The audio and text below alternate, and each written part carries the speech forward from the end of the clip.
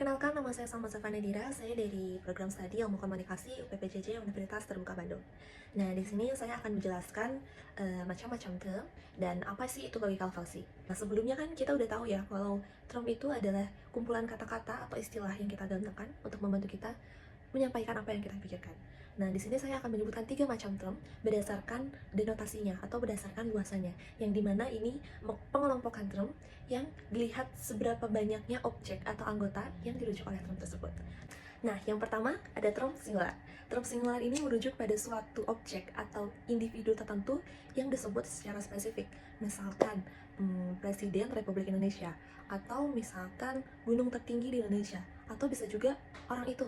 Nah, itu yang disebut dengan term singular. Lalu yang kedua ada term partikular. Term partikular ini merujuk pada anggota atau kelas yang disebutkan sebagian atau tidak menyeluruh. Misalkan sebagian mahasiswa atau 4 orang wanita. Nah, itu disebut dengan term partikular. Lalu yang ketiga ada term universal. Term universal ini anggota atau kelas yang disebutkan secara menyeluruh. Misalkan mahasiswa, seluruh mahasiswa, atau bisa juga semua orang. Sekarang saya akan menjelaskan apa sih itu logical fallacy. Logical fallacy, atau bisa kita sebut dengan sesat pikir, adalah argumen yang di dalamnya mengandung kesalahan berpikir, di mana akhirnya kita bisa mendapatkan hasil kesimpulan yang salah atau hasil kesimpulan yang menyesatkan. Nah, logical fallacy ini bentuk-bentuknya ada banyak. Di antaranya ada ad hominem. Ad hominem ini di mana kita menyerang personalnya secara pribadi dan bukan argumennya. Contohnya, ada seseorang yang lulusan SMP, terus dia memberikan pendapat, kamu kan cuma lulusan SMP, kamu kayaknya salah di argumennya.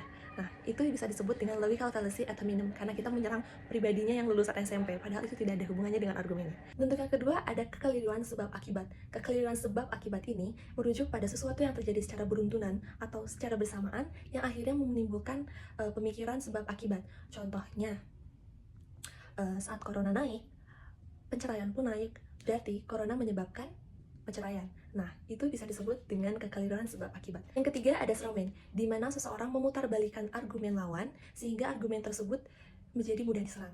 Nah, contohnya ada seseorang yang bilang, aku mau keluar grup WhatsApp dulu ya, soalnya memori aku penuh.